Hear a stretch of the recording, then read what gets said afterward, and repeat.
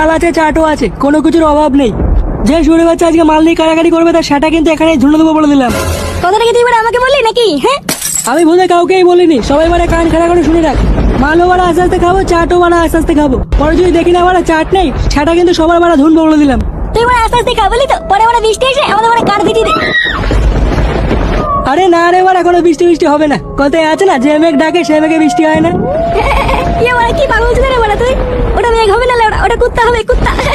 যে কুত্তা ডাকে বলে সেই কুত্তা কামড়ায় না। এই গুদমানি, তুই বল মুখে কথা বলছিস?